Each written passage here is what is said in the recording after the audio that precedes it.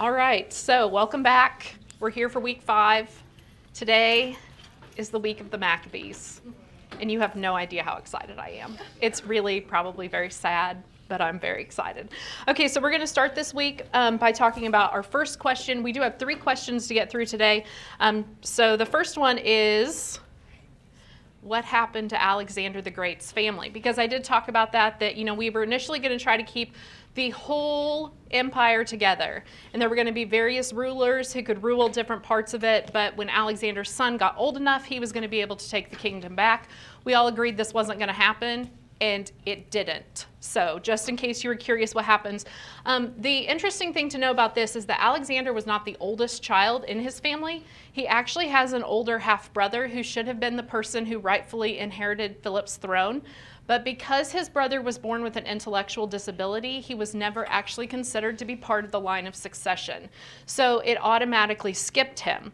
But when Alexander died, he was appointed to be the regent for Alexander's son, because obviously you can't have an infant ruling an entire empire. So his brother was appointed to be the regent. His brother's name is Aridaeus, and he's married to this woman named Eurydice.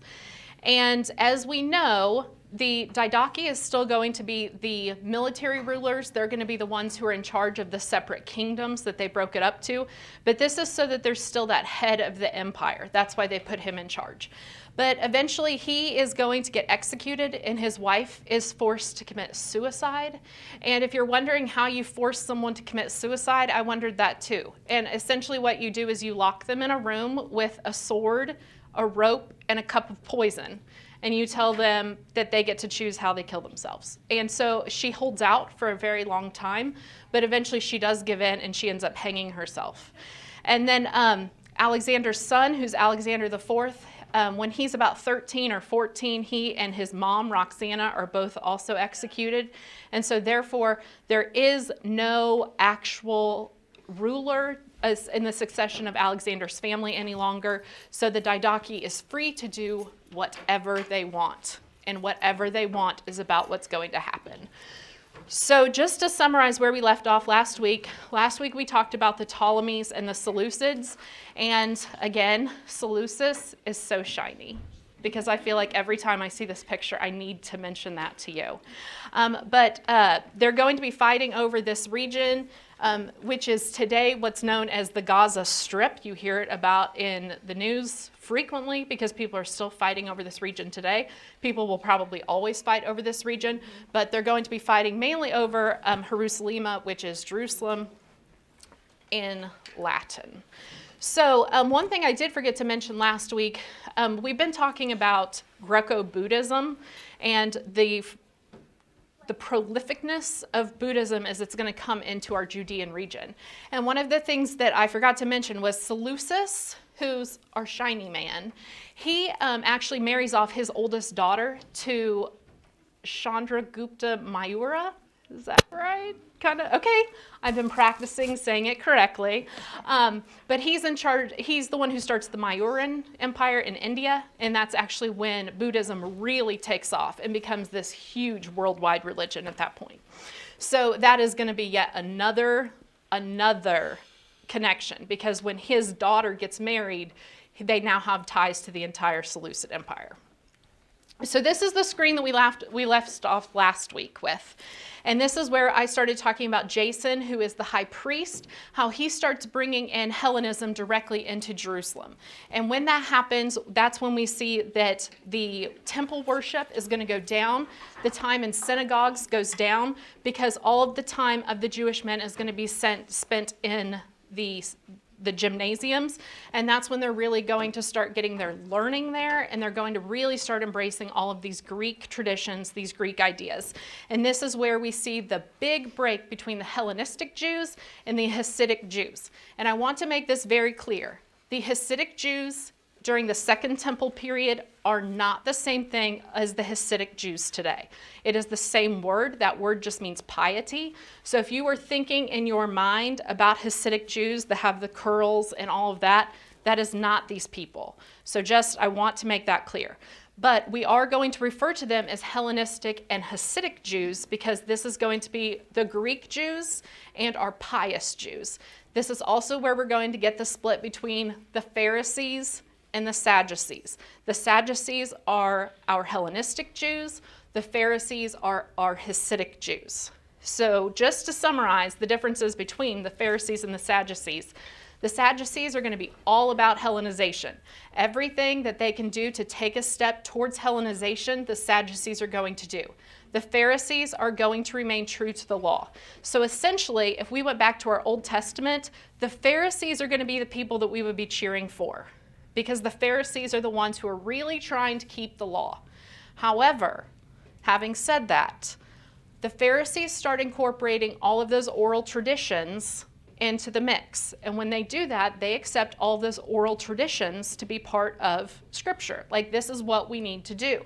We talked about a couple weeks ago about the Talmud, which has the Mishnah, all of that, all of those types of learning, all of those different rabbinical traditions, all of those rabbinical ideas and the laws, all of that, they are going to start accepting as Scripture, which again is where we're going to kind of pivot and not really want to be part of the Pharisee movement, because the Sadducees reject all of that. So if you're really trying to pick which one is better, the Pharisees or the Sadducees, it's really going to be 6 on one hand, half dozen on the other. They both have pros, they both have cons. And to be honest, neither of them are really doing what God wants them to do in terms of the way that they do the temple worship, the way that they do their sacrifice, any of that.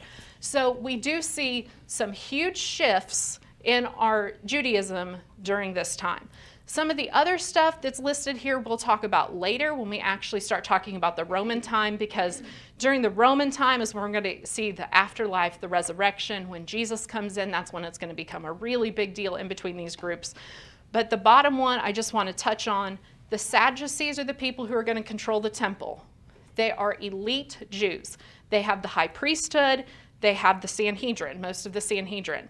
The Pharisees are going to be our common folks. They are really actually well liked in society, and they're the ones that control our synagogues. The problem is, are people going to the synagogues? No, because they're spending their time in the gymnasiums. So that's again where we're going to have another big break between our Judaism, our Hellenistic and our Hasidic Jews.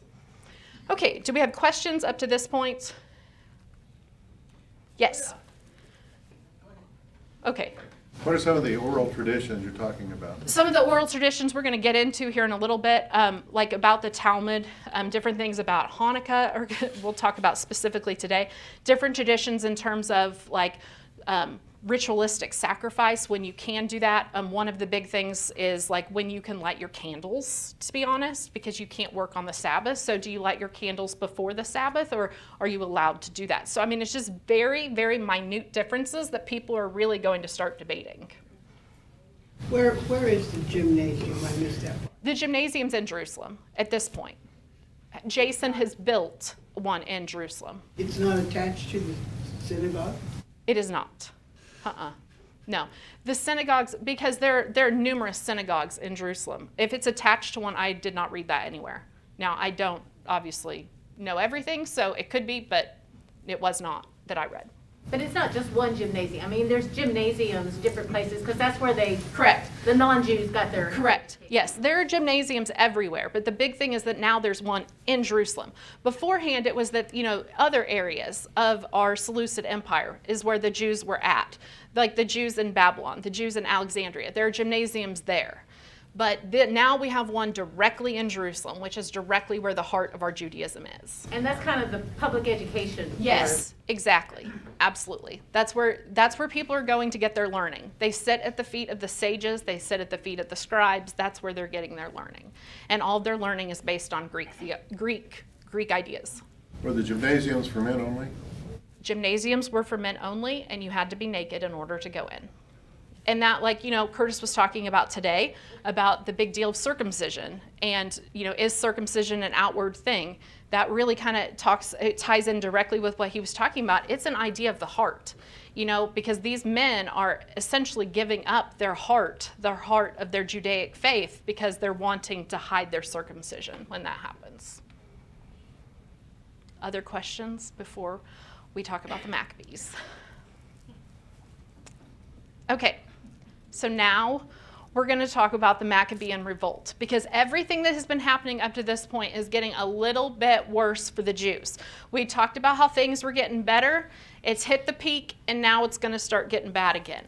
So just to kind of start, this is a picture of the Maccabees, and this picture really made me laugh. Because this is a stone carving. But if you notice, if you pay really close attention, there's numerous people that their legs and arms have fallen off. And I'm sure it just happened over time. It wasn't intentional. But it really made me think of Monty Python. You know, like where the guy's arms and legs get cut off? And I laughed really probably way too hard. Okay, so to set the stage where we were, Antiochus replaces Onias with Jason. Jason gives the bribe. One of the reasons why the Seleucids are so big on accepting bribes is because they are heavily in debt. We did not talk about this, but the Seleucids, as they are going through and doing all their various wars, they actually recruit the Romans to come in and help them in one of their wars, which is great. They win, they get the land, they get all the good stuff. However, the Romans put a huge tribute on them, so they are required to pay the Romans back. They don't have money. So they're going to start taking bribes wherever they can get in order to get the money to pay the Romans back. So part of Jason's job that he's given as the high priest is that he also gets to decide who gets to vote, who gets to hold office, who gets to be a citizen of Jerusalem. And the reason why he gets to do that is because as part of the deal with the Seleucids, Jerusalem gets to be kind of its own independent city-state. So it gets to have its own rulers, which is a great thing for Jerusalem because they can put their own Judaic people in charge. But again, we have the fighting going on between the Jews, so it doesn't really work out so well.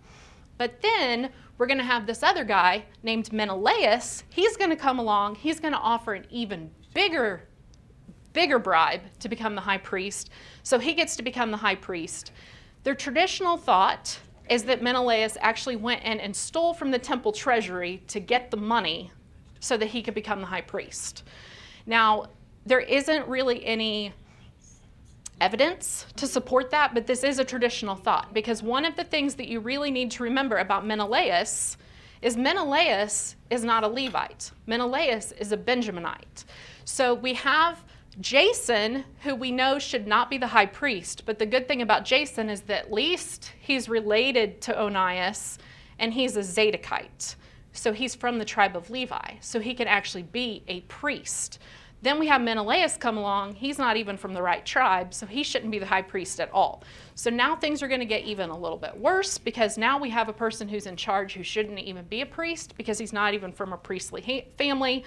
Jason is really not happy because he got all this money together so that he could be the high priest, and then he kind of gets outbid on his job, loses his job. And so then there's going to be a war between the Ptolemies and the Seleucids. Doesn't really affect our people at all. But Menelaus invites Antiochus to come in to Jerusalem and to actually see the temple. This is a huge deal because Antiochus should not be in the temple. Who should be in the temple? The high priest, people who are, part of the Jewish culture. Antiochus, none of the above, so he should not be in there. But he comes in, he raids the temple treasury, and so everybody is very mad at him. The Jews who had switched their allegiance very quickly to Antiochus now absolutely hate Antiochus because he has done this to them. So then there's going to be yet another war between the Didachi. Now, if you are curious about all the different wars of the Didachi, there's actually a person who has gone through and mapped out every single war between the Didachi. And I was looking at his website, and I thought, man, this guy has way too much time on his hands. And then I spent the next hour trying to figure out the correct pronunciation of Didachi. So I decided that I cannot judge him at all. Just can't.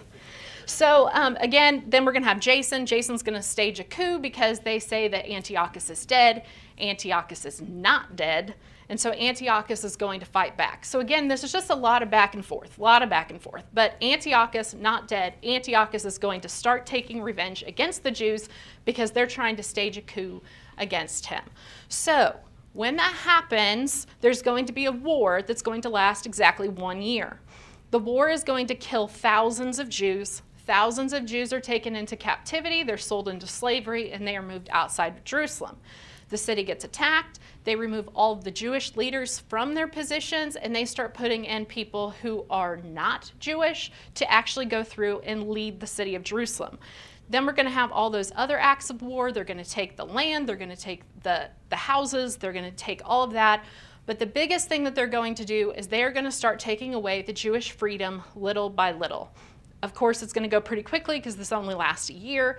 They start putting into place a bunch of laws that actually outlaw every form of Judaism that you can imagine. The first thing that they do is they say that there's absolutely no circumcision.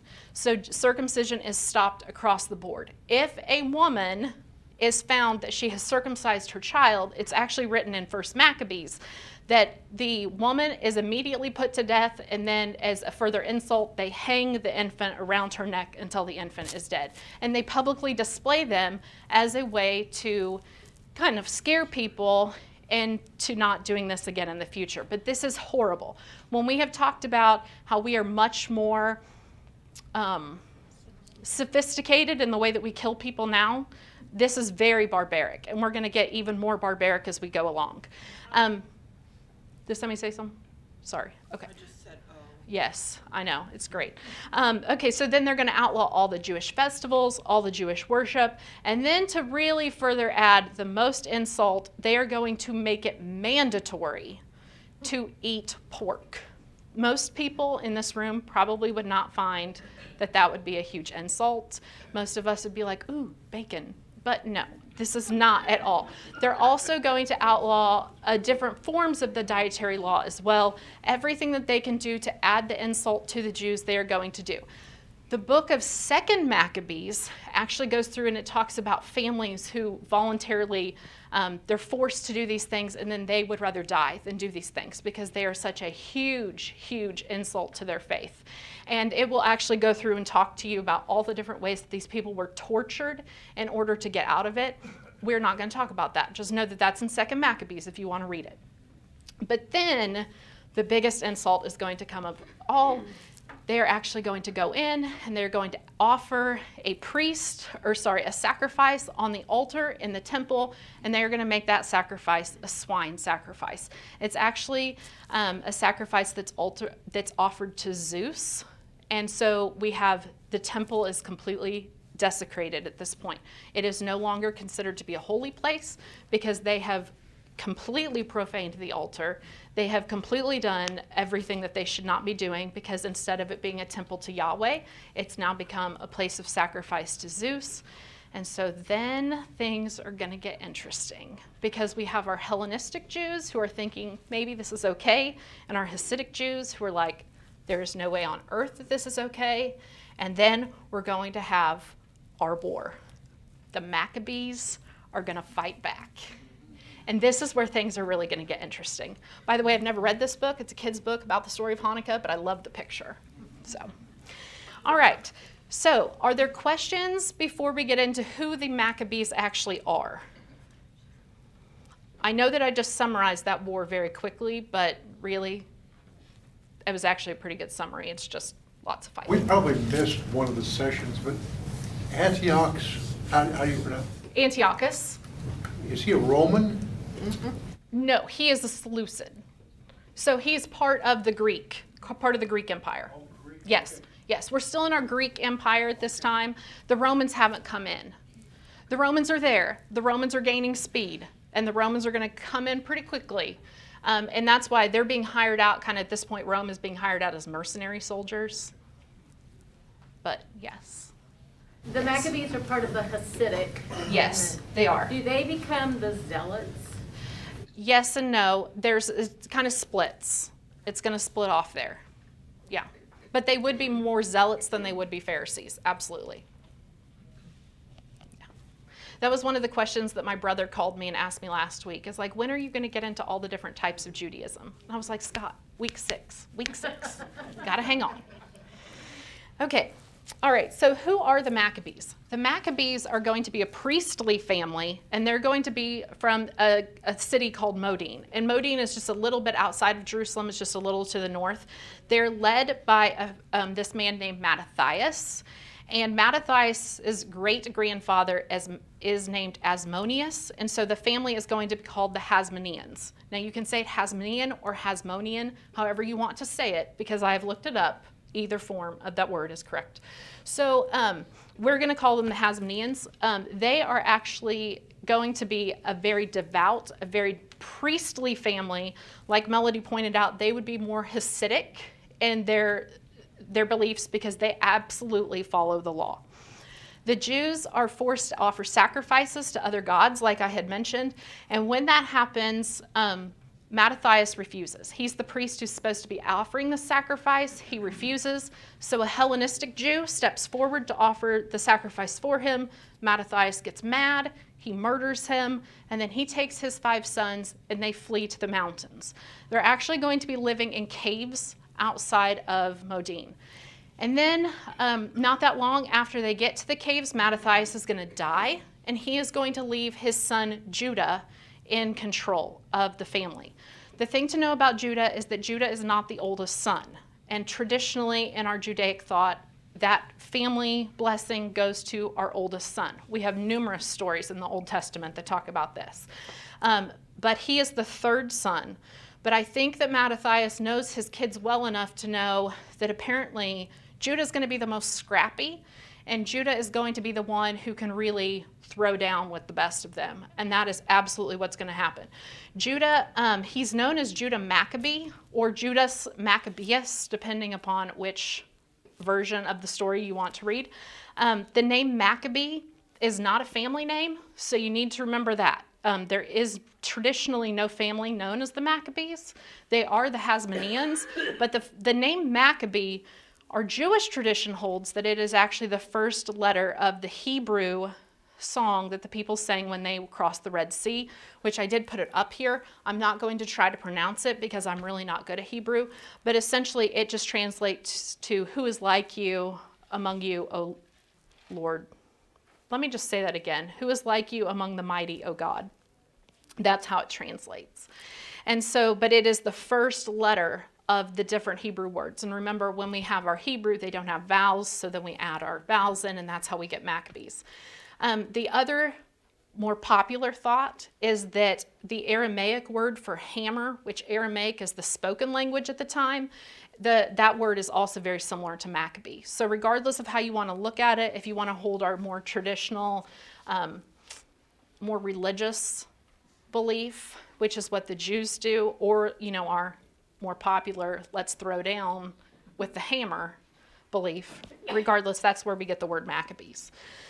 So there are going to be multiple books that are dedicated to the Maccabees. Does anybody have any idea how many books are actually attributed to the Maccabees in history? Are you talking about the books, like the between the scripture books? Or just the Maccabees in general? Anybody have any guesses? 4. Good guess. There's 8. There's 8 of them. All right, so 1st and 2nd Maccabees are going to be included in the Apocrypha. We're going to actually talk about those. 1st and 2nd Maccabees are very, very similar in that they are going to tell the story of the Hasmonean people. And they are going to actually highlight what happens in these 100 years of the Hasmonean kingdom. They tell the exact same stories, but they tell them from different perspectives. So 1st Maccabees is told from the perspective of the people who will become the Sadducees. 2nd Maccabees is told from the perspective of the people who are going to become the Pharisees. The books are written very differently, but because they are so similar, they often get attributed to the idea of the similarities of the gospel, where we have the one gospel that is very succinct, very to the point. And then we're going to have our book of 2nd Maccabees, which is very dramatic. It has very flowery type of writing, and it is very similar to like the book of John and the writing styles. So we would have our more succinct Luke versus our more flowery kind of idea of John. But those two books are often attributed to, they're part of the Apocrypha. And so those books are very, very popular. The next book of Maccabees, 3rd Maccabees, is by far my favorite. 3rd Maccabees is actually a pseudepigrapha book, which means that it is actually not in any way, shape, or form written by the Maccabees, nor is it about the Maccabees. But 3rd Maccabees is about the Jews in Egypt that were being persecuted under one of the Ptolemy rulers.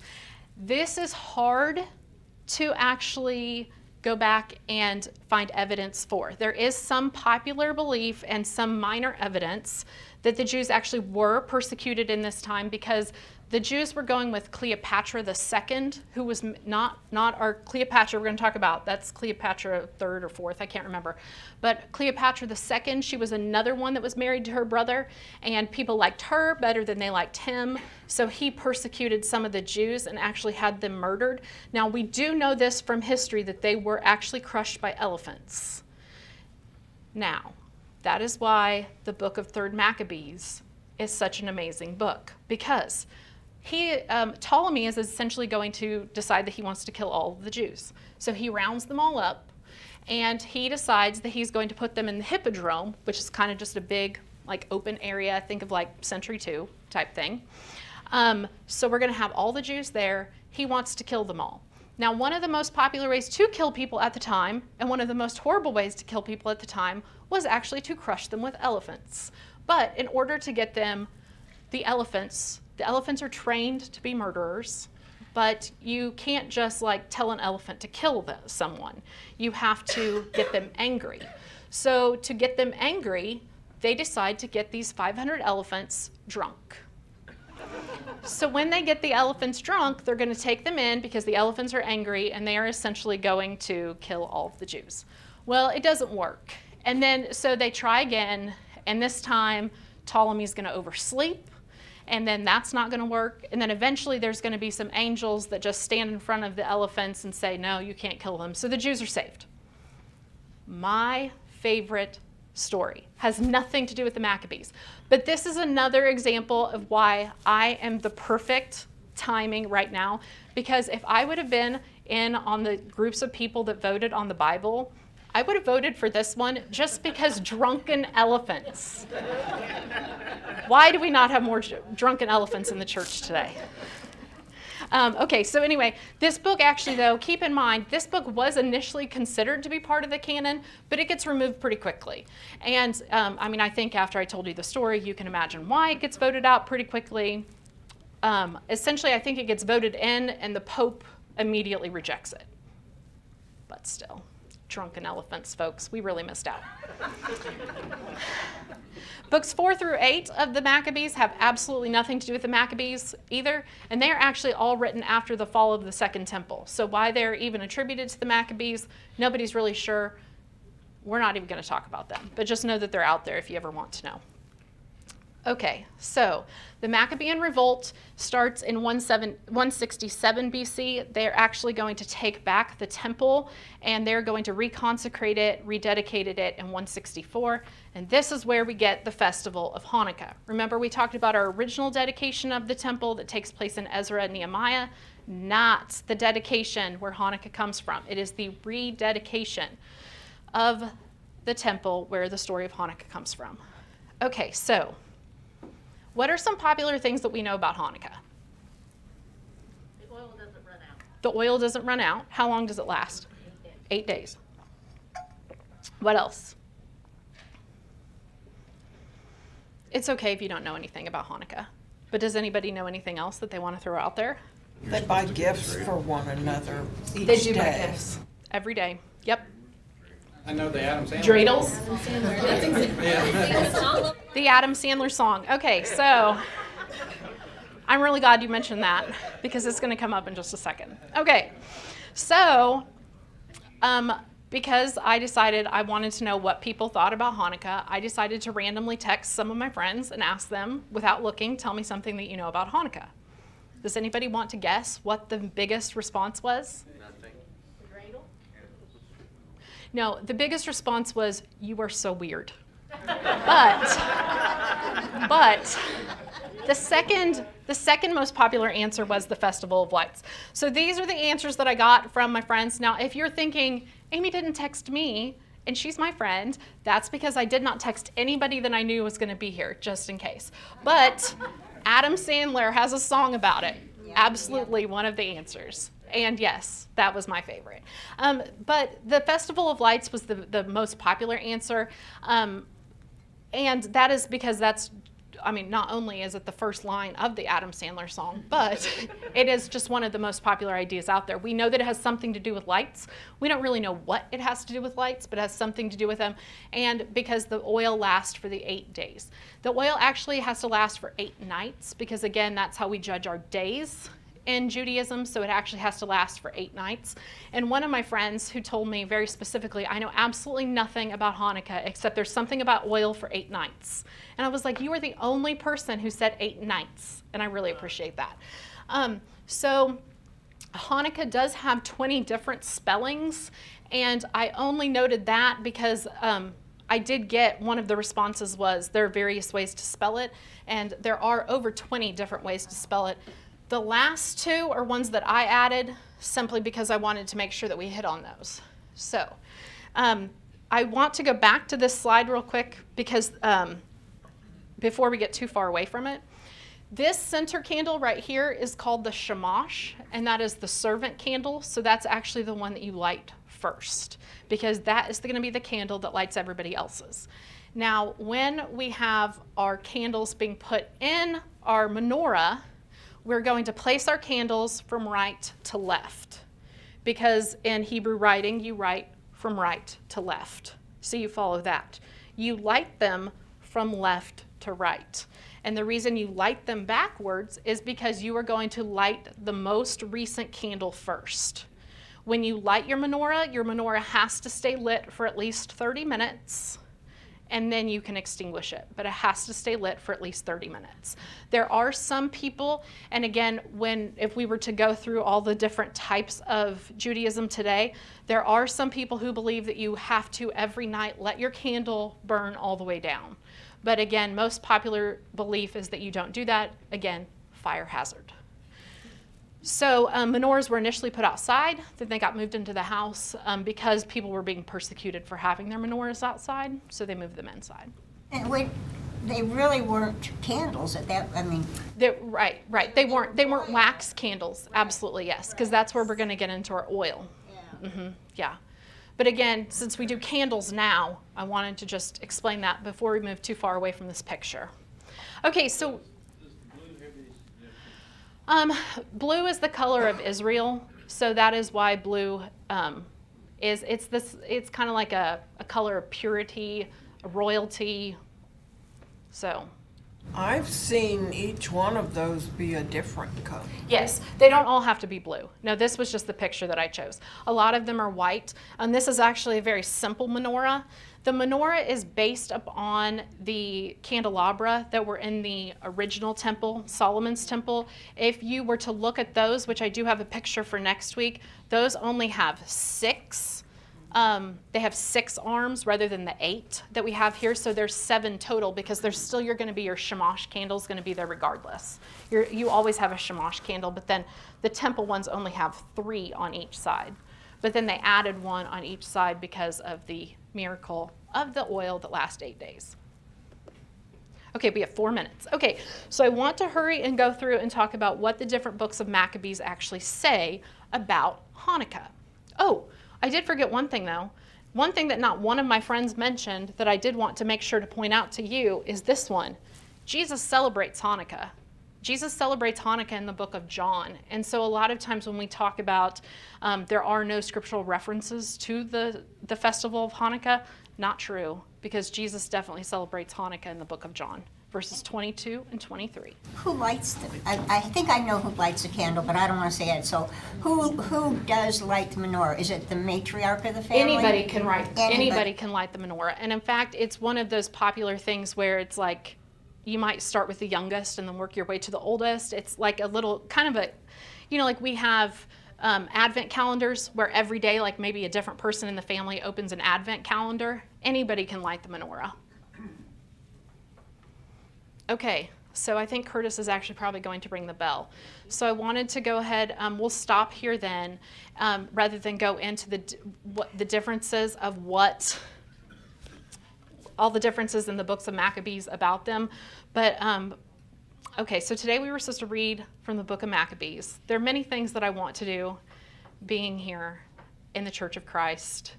Obviously reading from the book of Maccabees, not something that we do very frequently, if ever. So today we were going to do that. But one of the things that I do want to end with is actually this song. And you guys don't have to stay if you don't want to. But this is pretty hysterical. There's this group called, it's going to pause. Okay. Okay. It's going to stop. It's going to keep playing. There's this group called 613. They are a group of Jewish men who, they're an a cappella group. And they go through and they do all of these Passover songs and Hanukkah songs to popular songs. 613 is actually symbolic because there are 613 laws in the Talmud that they follow. And these men are all Jewish, and I believe that most of them are Orthodox. But anyway, again, you don't have to stay if you want to do this, but this is to their song about Hanukkah set to Bohemian Rhapsody, and it's just pretty amazing. So I'm going to play it for you if you want to listen. Okay, now.